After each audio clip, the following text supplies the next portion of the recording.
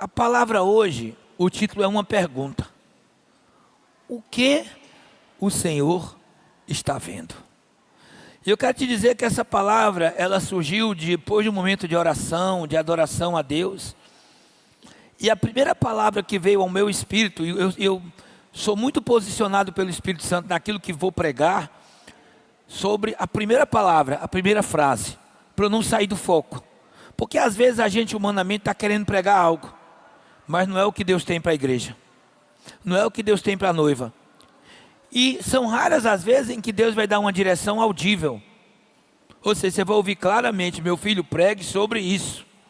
Raríssimas são as vezes, mas muitas são as oportunidades em que Ele vai marcar em nós, imprimir em nós uma frase, um versículo, uma palavra. E quando eu estava pedindo a Deus essa palavra, a palavra que veio ao meu espírito, e talvez fosse muito forte, foi performance. Os cultos e os momentos para Deus performáticos. E esse é um culto da família que é para nós também um culto doutrinário. Então deve vir para esse culto quem tem costas largas. Amém? Então é uma palavra que primeiro é voltada para mim. Mas essencialmente a gente que serve aqui no altar, na adoração, nas libras, no Yeshua que é a dança, na palavra, sabe? Que serve andando pela igreja toda no multimídia. Não é não, Juninho? Andando, é porque está, né? Andando na igreja toda, que está ali muitas vezes nos bastidores e está acompanhando tudo. É uma palavra que envolve todo cristão. Mas nesse momento eu confesso que quando o Senhor falou pela primeira vez, a primeira visão que eu tive foi a visão daqueles que ministram no altar. Será que de fato estamos ministrando e nos permitindo ser ministrados pelo Espírito do Senhor que insiste em habitar em nós? Ou muitas vezes o que tem sido entregue no altar da casa do Senhor, e aqui eu não falo dessa igreja, eu falo de igreja lato sensu. Igreja, qualquer ambiente cristão, aonde se não tivermos cuidado, nós estamos entregando aquilo que aprendemos a fazer, e não aquilo que depende da unção. E deixa eu te dizer uma coisa: toda vez que fizermos o que a gente aprendeu a fazer, o poder não é liberado. Porque o que libera o poder é a ação do Espírito Santo. O que libera o poder é quando Ele está fazendo. E alguém pode aprender a tocar muito bem e continuar fazendo aquela melodia com excelência aos ouvidos de alguém que entende de música, e não haver nenhum tipo de unção ali. Alguém pode ter uma voz linda e cantar bem demais, mas naquela melodia cantada não houve nenhuma unção, porque apenas estava o cantor, a cantora, e não o adorador. Alguém pode ser persuasivo, carismático, comunicador, e por essa maneira até fazer um lindo discurso. Mas a pregação que é movida pelo Espírito Santo, que convence o homem do pecado, da justiça e do juízo, só acontece, só flui se houver unção. E unção é absolutamente oposta à performance. Porque a unção revela o Espírito, a performance apresenta o homem. Eu vou repetir: a unção revela o Espírito de Deus, a performance mostra o homem, a mulher, a pessoa, a humanidade e não a divindade. Então, a palavra inicial foi muito mais dura, a palavra inicial foi performance. E aí eu fui orando, fui pedindo a Deus, fui querendo aliviar a barra, porque a gente é humano, fui querendo aliviar a barra, e saiu esse título aí, ó: o que o Senhor está vendo? Para dar uma aliviada, né? Porque vai que não era todo mundo com as costas largas, né? Então para dar uma aliviada. Mas quando chegar na reunião de pastores, de líderes, aí não precisa aliviar nada não. Amém? Queridos, A palavra de Deus é muito forte. Eu queria que você começasse de cara indo para primeiro livro de Samuel, capítulo 16, versículo 7. É um texto muito conhecido, de uma história conhecida bastante mesmo. Quem conhece um pouquinho de Bíblia já ouviu falar dessa história. É a história, não é, da consagração de Davi. 1 Samuel, capítulo 16, versículo 7. Antes da gente ler o texto, eu quero que você entenda o contexto. Então deixa vocês abrirem a Bíblia, né? 1 Samuel 16, 7. Antes de você ler o texto, vamos entender o contexto. Quem já encontrou diz amém? Aleluia, o amém está forte, não é? Pouca gente ainda está folheando aí, ó, mas quase todo mundo já achou. Glória a Deus e aleluia. Queridos, o contexto é o seguinte. Israel viveu, não é? Todos os anos anteriores a Saul, ele viveu sem ter rei. Não é? Então, desde que o povo saiu do Egito, tinha uma liderança espiritual, que por vezes também se tornava militar. Não é? Então, na época dos juízes, era alguém que Deus apontava, que levantava para liderar. Enquanto estava liderando e tinha algo de Deus, o povo estava bem, estava caminhando com Deus. Quando o líder morria, quando aquela liderança passava, o povo voltava a fraquejar. E foi assim por séculos. Até que chegou uma hora, e nesse momento da história, um grande homem de Deus, ele cumpria 3 ministérios. O nome dele era Samuel. Ele era juiz, sacerdote e profeta. Diga comigo, 3 em 1. 3 em 1. É um servo de Deus, a quem Deus permitiu ter o encargo de juiz, sacerdote e profeta. Ele era, portanto, a maior autoridade humana dentro daquela nação naquele momento. E estando ele lá, conduzindo, quando a velhice chegou, o povo disse: olha, teus filhos não andam em teu caminho. Teus filhos não são íntegros como tu és. Então, constitui-nos um rei. Samuel se chateou, né? Achou que ele estava sendo colocado de lado, etc. E Deus disse: não, Samuel, não é a você que eles estão rejeitando. Estão rejeitando é a mim. Porque até então, em Israel, o que vigia era a teocracia, o governo de Deus. Era o governo do divino, era Deus que apontava, era Deus que escolhia. Mas aí, Deus disse: ainda que seja assim, tudo bem, eu vou aceitar. E Deus escolheu Saul. A Bíblia diz que Deus foi escolhido por Saul. E Saul começou bem, irmãos. Porque Saul, inclusive, foi cheio do Espírito Santo. Saul profetizou. Saul ganhou as primeiras guerras. Saul estava bem na foto. Mas tem gente que não está preparado para assumir posição de destaque, posição de liderança, posição de governo, porque o poder sobe a cabeça. O orgulho começa a tomar conta. E aqui eu estou falando de pecado que entra em coração de crente, tá? Estou falando de adultério, não estou falando de tráfico de droga, não estou falando de feitiçaria, eu estou falando de orgulho.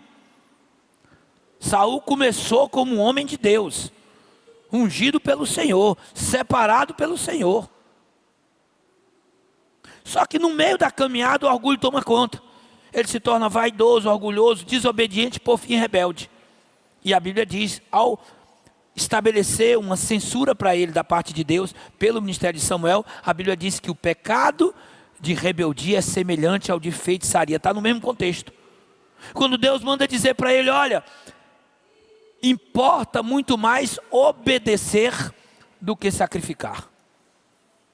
E aí Deus diz: olha, você se rebelou contra mim, é como estar consultando uma feiticeira, é como fazer o mesmo pecado. Naquela hora, Deus chega para Samuel e diz assim: é passado o governo de Saul, ele não vai ficar mais.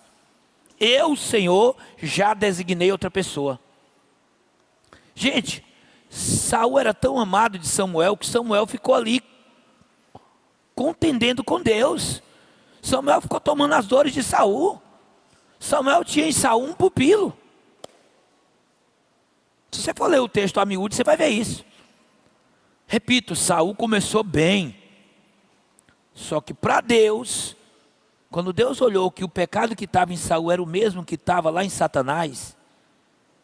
Ai, gente, eu nem ia falar disso, mas eu tenho que falar. Sabe, tem um limite que é difícil consertar. Você acha que Deus queria que um terço da população dos anjos deixassem o céu? Você acha que Deus queria que houvesse um racha no céu, a ponto de um terço, e eu não sei quanto é que é um terço aí, se são 100 mil anjos, se é 1 milhão de anjos, 100 milhões de anjos, eu sei que foi um terço. Resolveu seguir Lúcifer. E aí, eles se tornaram anjos caídos. O que é isso? Demônio.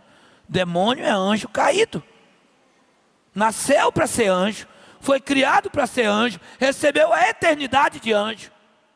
No entanto, o seu coração se perverteu. Saul estava nesse caminho, separado por Deus como um pupilo de Deus, separado por Deus para ser rei, ungido por ordem de Deus para ser rei. E quando ele foi se tornando grande aos olhos dos homens, o orgulho tomou conta de quem ele era. E Deus disse: Saul, não dá mais, não tem mais como eu recuperar. E aí manda, e é o contexto, agora eu vou entrar, manda que Samuel vá até a tribo de Judá, na pequenininha cidade de Belém, e lá na casa de um belemita chamado Jessé, Deus diz: leve óleo da unção, porque você vai ungir o próximo rei. Samuel vai até com medo, porque sabia que Saul tinha se tornado um homem violento e vingativo. Samuel vai com medo, dizendo: se ele souber que eu fui ungir um rei, ele vai mandar me matar. Deus disse: você não precisa dizer que vai ungir, diz que você vai sacrificar lá. E de fato ele foi sacrificar, não era mentira, porque Deus não trabalha com mentira. Entende? Só que tem hora que a gente tem que aprender com isso, que tem que ser prudente. Você não vai revelar para todo mundo aqueles sonhos que você vai dizer para alguém que não sonha com você, que não anda com você. Sabe, Deus estava dizendo: não diga para as pessoas que você está indo ungir o próximo rei, não. Eu, Senhor, estou te mandando, mas você não vai dizer. Porque tem coisas que você não pode abrir para quem não está sonhando com você. Você pegou essa chave? Amém? Samuel vai. Agora diga uma coisa: Samuel era ou não era homem de Deus? Era. Mas homem de Deus é infalível? Hã? É não, irmão, tem a natureza humana. O único que nunca faliu foi Jesus. O único que nunca errou foi o Cristo. Eu vou ver a vida de homens e mulheres de Deus dentro da Bíblia, vidas lindas. Mas a Bíblia, eu acho assim extraordinário isso nela, na palavra de Deus, é que ela não esconde a nossa humanidade. Ela não esconde as falhas. E Samuel foi para a casa de Jessé, bem intencionado, querendo fazer a coisa certa, querendo obedecer a Deus. Quando aparece o irmão mais velho de Davi, Eliabe, soldado do exército, grande, musculoso, de boa aparência. Samuel lembrou que Saul era o mais alto em Israel, do pescoço para cima diz a palavra que ele se destacava, em beleza e em tamanho. Num tempo em que o povo era pequeno, Saul era maior do que Maicon. Entendeu? Ele era tão grandão, que quando Davi mais tarde veste a vestimenta dele militar, né? Pega ali a roupa do rei, a Bíblia diz que ele mal conseguia andar com a roupa do rei, porque Davi era mediano, Saul era grandão, compridão, pescoção e alto. Sabe? Quando Samuel, que é homem, olha para Eliabe e diz: é ele, é grande, é vistoso, é musculoso, é soldado já do exército, é ele. Ele pega o chifre que está com azeite dentro e já vai lá para virar. Quando ele vai para virar, recebe um puxão de zoureia do Altíssimo. E aí é esse texto que eu vou ler agora. 1 Samuel 16:7. Chegamos no contexto. Eu vou ler o 6 para você ver qual é exatamente o que eu estou falando. Aconteceu que quando eles chegaram, Samuel viu Eliabe. Quem era Eliabe? O irmão mais velho, o primogênito de Jessé. E disse consigo: certamente está diante do Senhor o seu ungido. Ou seja, Samuel erra ali no juízo, no julgamento. Ele olha para Eliabe e diz: é esse aqui que eu vou derramar o óleo. Olha a resposta do Eterno, do Altíssimo, verso 7. Porém o Senhor disse a Samuel: não olhe para a sua aparência, nem para a sua altura, porque eu o rejeitei. porque o Senhor não vê como o ser humano vê. O ser humano vê o exterior, porém o Senhor vê o coração. É isso aí, irmã Neide. Glória a Deus. Deus está dizendo para o seu servo, alguém que tinha uma aliança profunda, alguém que conhecia a Deus, e Deus está dizendo para Samuel, embora você me conheça, você ainda errou no seu julgamento, porque você está olhando com os olhos da tua humanidade, você está olhando para a aparência, para a beleza, para a força física, mas eu, Senhor, estou olhando para o coração, e o que eu vejo no coração de Eliabe eu já rejeitei. O que eu estou vendo no coração de Eliabe eu já rejeitei. Então a palavra hoje é, o que o Senhor está vendo? Queridos, como será que o nosso Deus enxerga? Será que Ele vê como nós vemos? Por certo que não, o texto diz isso, não é? A palavra que a gente vai refletir agora à noite, ela começou com a ideia do nome performance. E a performance é aquilo que os homens veem. A performance é aquilo que muitas vezes produz aplausos, elogios, tapinha nas costas, palavras que inflam o ego, palavras que muitas vezes fazem, não é, abrir o pavão. Nessa igreja nós temos, há 30 anos ou mais, nós temos declarado de tudo lindo que acontece aqui, uma frase que guia esse ministério. Qual é a frase, igreja? A Deus toda glória. E por onde eu passo, eu digo que a gente recebeu muito de Deus essa palavra através da vida do pastor Pai. Porque para mim essa palavra ela é um antídoto contra qualquer raiz de orgulho. É um antídoto contra qualquer raiz de vaidade, de soberba, de arrogância humana. Se a gente mais do que dizer a palavra, der sentido a essa palavra, então a gente vai ser tratado todo dia. Para não deixar que o pecado inicial, o pecado que é a raiz de todos os males, ele possa entrar no coração meu, seu ou de cada um de nós. Porque é o Deus que chega para Samuel e diz, eu não vejo como o homem vê, o homem olha para o exterior, mas eu olho para o coração, é o mesmo. Deus sabe a motivação que te fez pegar um microfone aqui hoje para cantar. Deus sabe a motivação do tecladista, do baixista, do batera.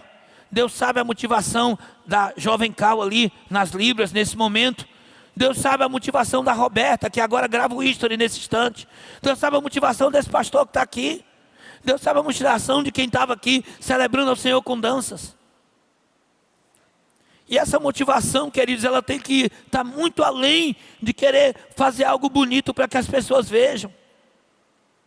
Ela precisa estar focada naquilo que é a essência, no que é o conteúdo e não na aparência. Hoje a gente vai focar em falar um pouco mais de conteúdo. Conteúdo tem a ver com a essencialidade, tem a ver com aquilo que sai de dentro para fora. Jesus, num certo momento, ele é até criticado, porque no momento em que seus discípulos estavam com muita fome, eles comeram sem antes primeiro lavar as mãos. Você vai dizer, faltou educação para o discípulo. Pois é, naquela hora faltou. E Jesus foi duramente criticado pelos religiosos da época. Como é que você permite seus discípulos comerem sem lavar as mãos? E Jesus disse, vocês estão, sabe, pegando no pé de uma coisa que tem sua relevância, mas é tão menos importante. Porque é muito mais importante do que o que entra e vai para o bucho, ele está dizendo, e depois sai. É mais importante o que você fala, porque o que vem de dentro procede do seu interior e pode produzir vida ou morte. Jesus estava dizendo que a boca fala do que está cheio o coração, e nós temos buscado nos encher de quê? De ódio, de raiva, desejo de vingança, mentira, egoísmo, ciúme, ambição descontrolada, desmedida. O que tem de fato ocupado o nosso coração? Sabe, Como pastor, eu sei da importância de estar, vez por outra, ministrando a igreja, mas especialmente aos que trabalham aqui, ó, para que não sejam para que não sejam atingidos pela síndrome de Lúcifer. E a síndrome de Lúcifer foi a síndrome do poder, a síndrome da aparência, do eu sou. Só quem pode dizer eu sou é Ele, irmão. Amém? Eu não sou nada, irmão. Sem Ele, eu não sou absolutamente nada. Eu não valho nada. Eu vim do pó, ao pó vou voltar. Não importa título, casa, carro, prêmio, quantos seguidores, nada isso importa, se não for por meio dEle, através dEle e para Ele. Então vamos acelerar aqui o passo. Eu tenho uma meia dúzia de tópicos aqui, então deixa eu ir para o primeiro. O que o homem vê? O homem vê a forma, ele vê a estética, ele vê a apresentação, o homem vê a embalagem, o homem vê o exterior. É isso que o homem vê. Porque a gente não tem a visão divina de olhar para dentro. No máximo, as pessoas mais atentas conseguem olhar na bolota dos olhos e conseguem ver o olhar. O olhar é um caminho para a gente enxergar a alma. Ok? Mas na maioria esmagadora das vezes a gente só está enxergando a casca, o estereótipo, a embalagem. Está bem vestido, está mal vestido, está cheiroso, está fedido. Está compatível com o ambiente. Eita, a roupa dela, a roupa dele não tem nada a ver com o lugar. Sabe? Qual o carro que chegou? A moto, a bicicleta, veio com transporte próprio, não veio. Sabe, isso aqui são coisas que o homem vai ver. E como estamos numa sociedade que tem dado prioridade número 1 ao ter e não ao ser, a maneira como as pessoas são vistas e o que enxergamos nelas, muitas vezes é o suficiente para apressar, precificar, colocar valor. Isso é um erro. Porque Deus não dá valor a ninguém pelas posses que Ele tem. Deus dá valor à pessoa por quem Ele é. O valor que o Senhor atribui tem a ver com quem eu e você somos diante dEle. Como nós nos apresentamos a Ele como filhos de Deus. E não o que colocamos em nossas mãos. Sabe, Deus é dono de tudo. E eu nunca vou impressionar a Deus pelo carro, pela casa, pelo apartamento, pela viagem ou pela fama. Nada disso vai causar impressão a Deus. Agora, quando ele viu Jó totalmente quebrantado, Jó pelas madrugadas fazendo sacrifícios, quando ele viu Jó em devoção absoluta, ele chega para o próprio bicho ruim e disse assim: já viu meu filho Jó, homem fiel e temente a mim e que se desvia do mal. Isso sim tem relevância para a eternidade. Agora nós estamos numa cultura totalmente humanística, numa cultura onde valores têm a ver com dinheiro. E essa cultura é da terra, não tem nada a ver com a cultura do céu. Porque Deus nunca enxergou assim. Deus nunca enxergou dessa maneira. O que é importante para o homem, portanto, já que ele está olhando para o exterior, já que ele está olhando para a casca, o que é importante para o homem? Aí eu respondo: aquilo que ele possui, a maneira como ele é visto e como é recebido pelas pessoas, a glória, a fama, a popularidade ou simplesmente a aceitação. É muito importante para as pessoas se sentirem aceitas, sabe, honradas no ambiente onde chegam, de preferência conhecidas. Conhecida porque o Instagram fez aquela pessoa conhecida. Conhecida porque o ministério onde estava cresceu, ganhou notoriedade. E aquela pessoa onde chega, uau, é o apóstolo fulano, é a cantora fulana. Sabe, queridos, isso pode ter sim algum valor aos homens, mas não há nenhum valor para a eternidade. Porque Deus, em sua infinita sabedoria e seu comportamento imutável, porque não há necessidade de mudar o que é perfeito, irmãos. Deus é perfeito em tudo que faz e sempre fez, então Ele não muda porque Ele é perfeito. Deus, em sua perfeição, Ele continua olhando valores, princípios, Ele continua olhando santidade, quebrantamento, dependência dEle, humildade, obediência, compaixão, experiências de fé. Deus continua olhando as mesmas coisas. Então vamos lá. Qual a consequência dessa visão focada na hipervalorização do que as pessoas irão ver? Bom, até mesmo dentro das igrejas eu preciso reconhecer que a gente tem visto muitas pessoas vazias. Pessoas que possuem a estética, mas que falta o conteúdo. Pessoas que têm a religião, mas não exercem nenhum tipo de fé. Pessoas que estão na igreja há meses ou há anos, e se você chegar agora num confronto direto e disser, você tem certeza de salvação de 0 a 10? Pastor, eu vou dizer um 3. Pastor, sinceramente, eu até queria dizer mais, mas eu vou dizer 4, talvez 5. Sabe, queridos, e aí você identifica que embora tenha a embalagem, está faltando conteúdo. Embora saiba o que tem que fazer, não tem feito. Sabemos que tem que ler a Bíblia, não lê. Sabemos que tem que orar, não ora. Sabemos que temos que nos cercar com pessoas que estão vivendo o evangelho genuíno, mas não abrir mão das amizades que estão afastando você de Deus.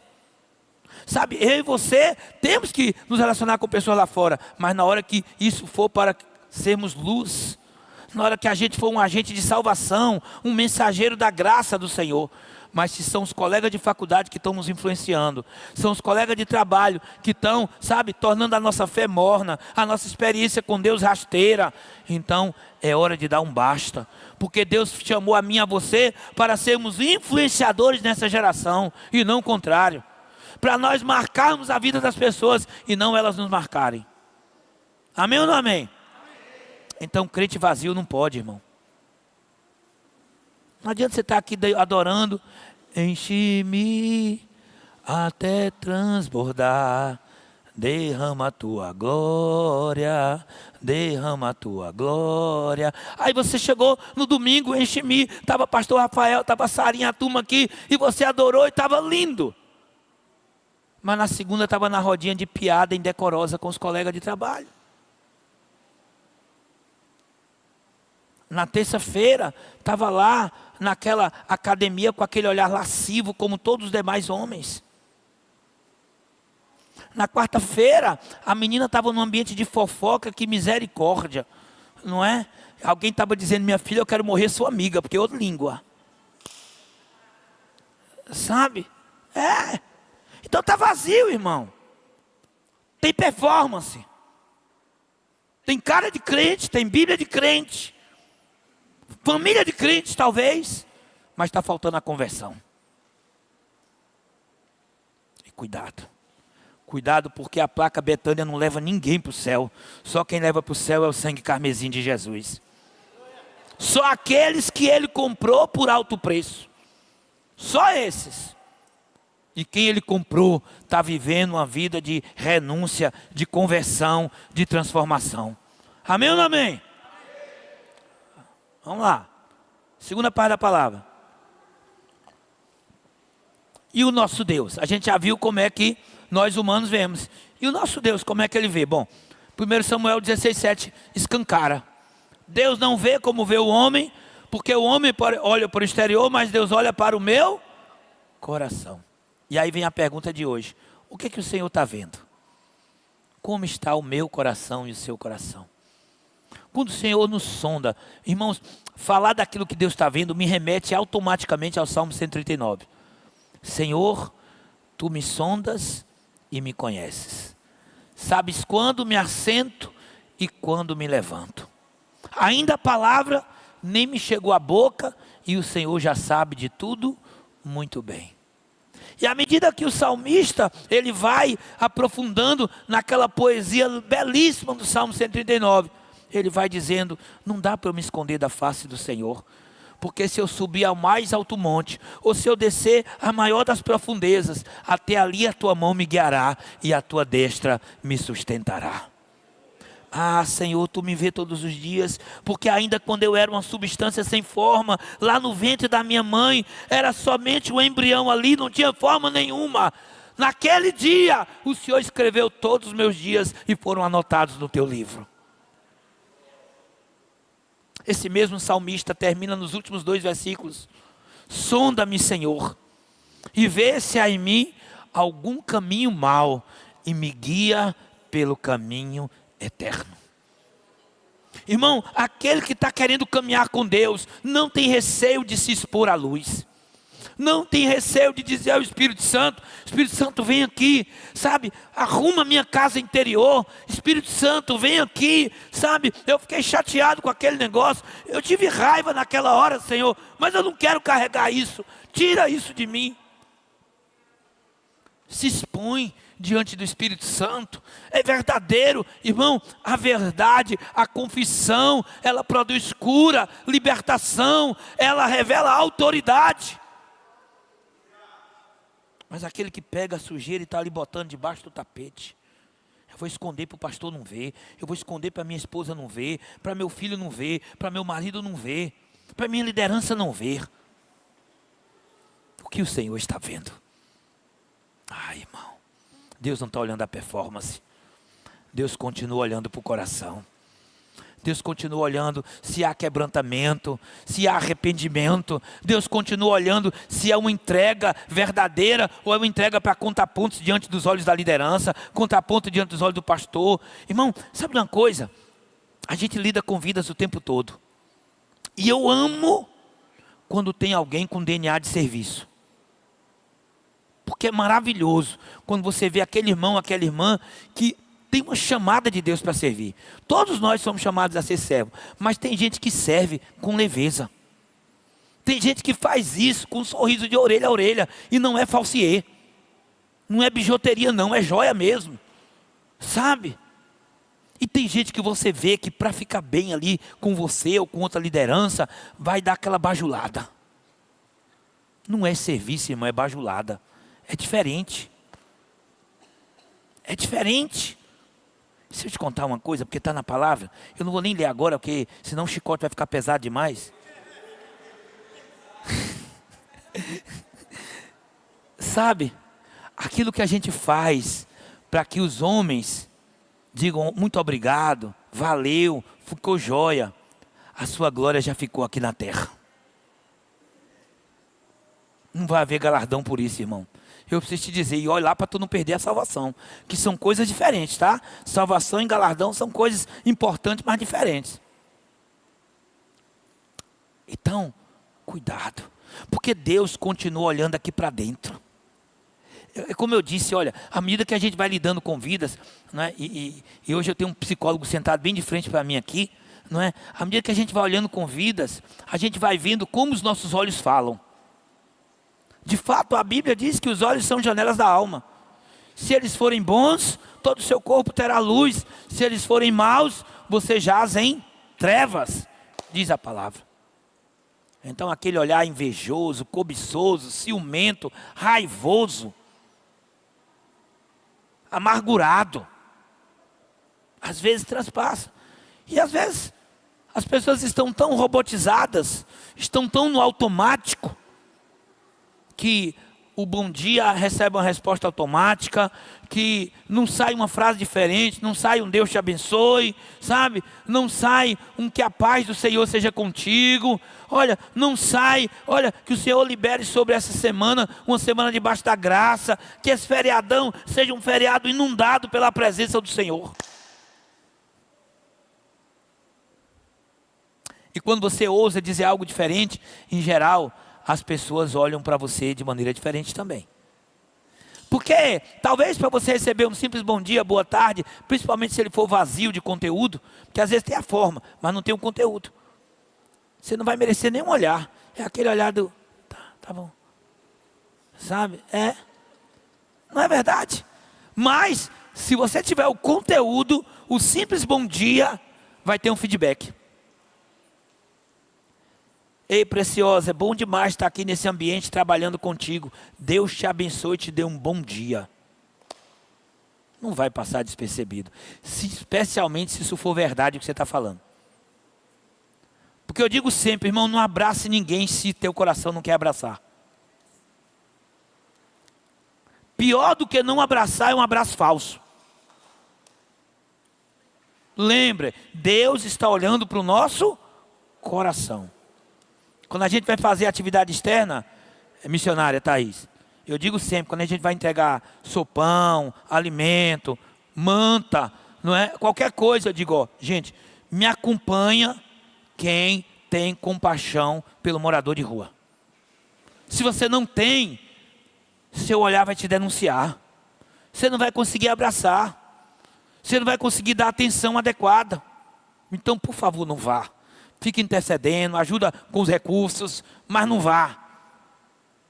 Porque eles vão perceber. Eles vão perceber. Porque o nosso olhar fala, irmãos. Agora imagine, se o ser humano, quando está atento, enxerga alguma coisa pelo olhar, imagina ele. Imagina, não é? Então vê só. Você serve sem esperar ser servido?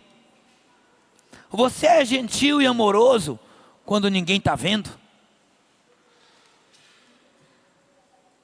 Irmãos, eu já tive situações que eu tomei ciência dentro do ambiente de igreja. De irmão que tratava outro irmão muito bem porque o pastor estava passando. Mas quando o pastor passava, não se falavam.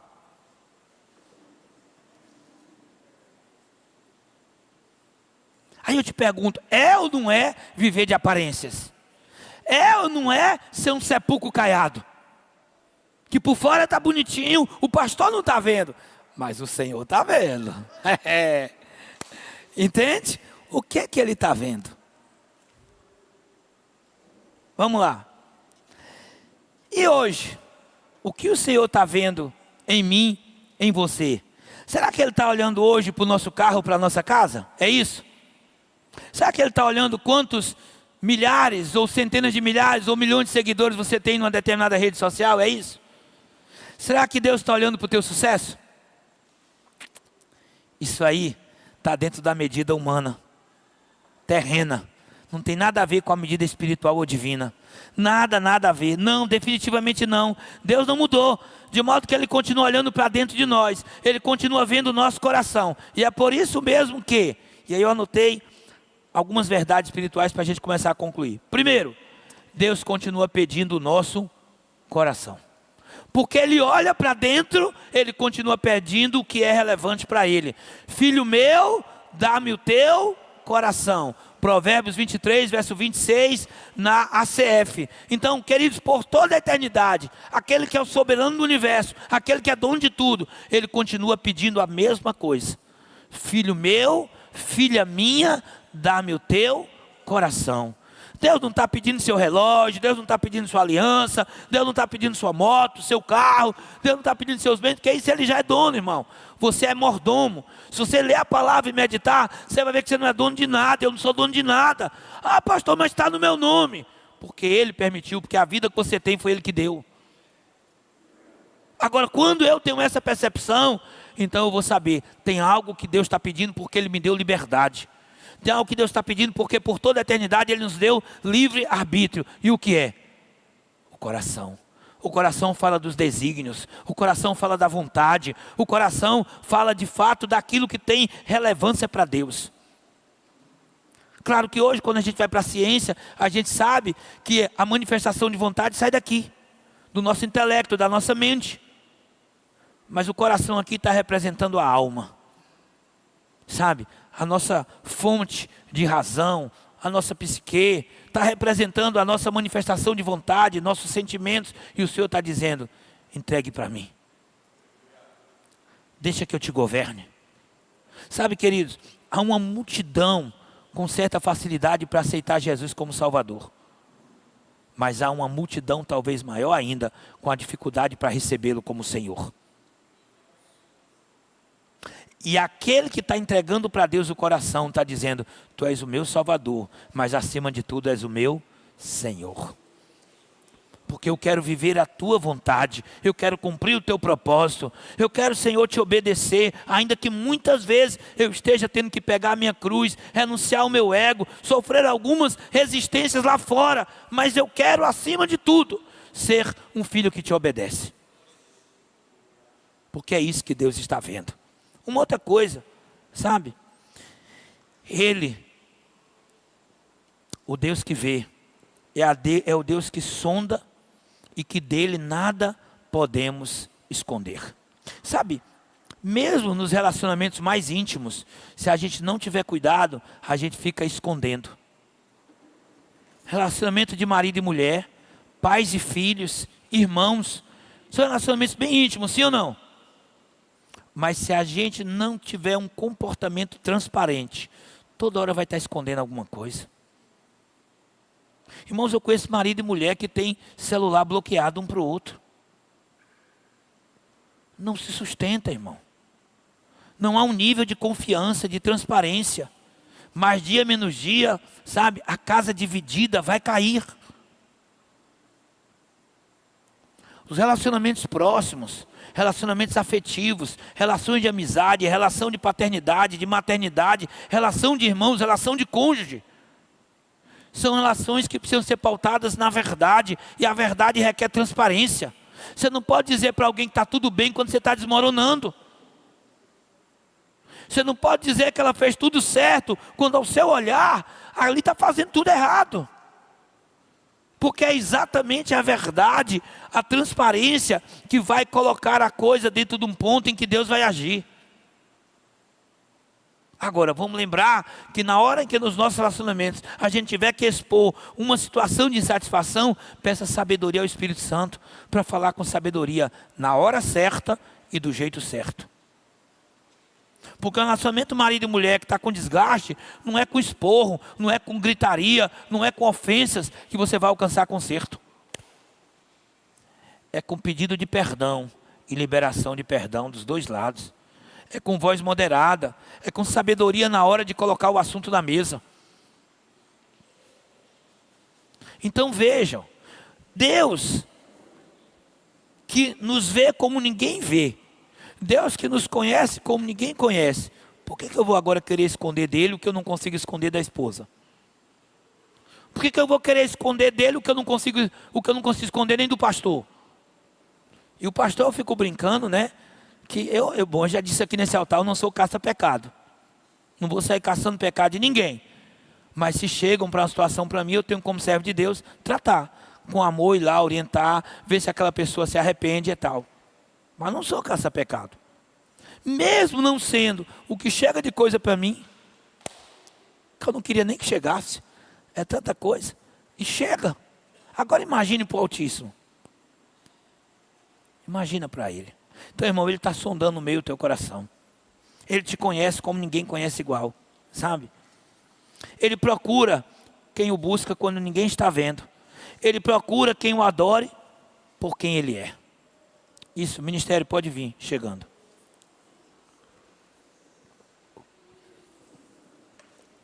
O que o Senhor está vendo, queridos? E aí, eu quero concluir com o Salmo 139, que eu recitei agora há pouco. Mas agora eu quero pegar textualmente. Versículos 23 e 24. Sonda-me, ó Deus, e conhece o meu coração. Prova-me e conhece os meus pensamentos. Vê se há em mim algum caminho mau e me guia pelo caminho eterno. Salmo 139, versos 23 e 24. Aqui o salmista, guiado pelo Espírito Santo, ele abre a sua alma para dizer: Senhor, tens a liberdade para me sondar. Deixa eu te perguntar uma coisa. Deus só vai sondar se você verbalizar, ou Ele está te sondando em todo o tempo? Todo o tempo Ele é Deus. Deus, Ele vai continuar entrando na minha mente. Deus vai continuar entrando nos meus sonhos. Deus vai continuar entrando na minha vontade. Agora, o que Ele não vai fazer é quebrar, tirar de mim o livre-arbítrio de escolher dar a Ele o meu coração. de escolher dar a Ele os sonhos, de escolher dar a Ele a visão. Senhor, eu quero sonhar os teus sonhos. Senhor, eu quero me entregar ao teu propósito. Senhor, eu quero ser alguém que vai cumprir a tua missão na minha geração. E é isso que o salmista está dizendo para Deus: Senhor, eu estou aqui, ó, eu quero ser totalmente teu, mas se há em mim alguma coisa ruim, se ainda há em mim aquilo que não procede de ti, então, Senhor, tira isso, arranca de dentro de mim e me guia pelo caminho eterno. Porque eu tenho certeza que o prazer do Pai continua sendo o mesmo. É olhar do céu para a terra e dizer: está vendo aquela minha filha? O coração dela é totalmente meu. Está vendo aquele meu filho? Ele errou, mas o quebrantamento que ele está vivendo é raro na terra, porque o quebrantamento dele é verdadeiro, é genuíno. E eu vou colocar alguém que ama a Jesus na mesma intensidade que ele ama, e eles vão caminhar juntos, e um vai apoiar o outro. Sabe? Deus continua procurando verdadeiros adoradores, aqueles que adorarão ao Pai em espírito e em verdade. Deus não está procurando performance, Deus não está procurando fachada, não está procurando roupas caras, filactérios, qualquer coisa, sabe, éfode sacerdotal. Não é isso. Ele está procurando um coração que se inclina para Ele. Ele está procurando alguém que levanta pela manhã e diz: Senhor, Tu és o meu universo. Que sejas o meu universo. Que a minha vida mova-se para cumprir a Tua vontade. Que, Senhor, aquilo que procede de mim não envergonhe a Ti, mas que o meu agir seja um aroma agradável a Ti. A esses o Senhor está procurando. E eu sei que Ele trouxe essa palavra hoje à noite. E eu sei que é comigo, a começar em mim. Eu preciso dizer para Ele: Senhor, sonda-me. Sonda-me. E me ajuda, Senhor, a viver tão somente a Tua vontade. Que essa palavra se complete em cada um de nós. Que você possa fazer os concertos que tiver que fazer. Se você está vivendo o seu melhor momento em Deus, continue, prossiga.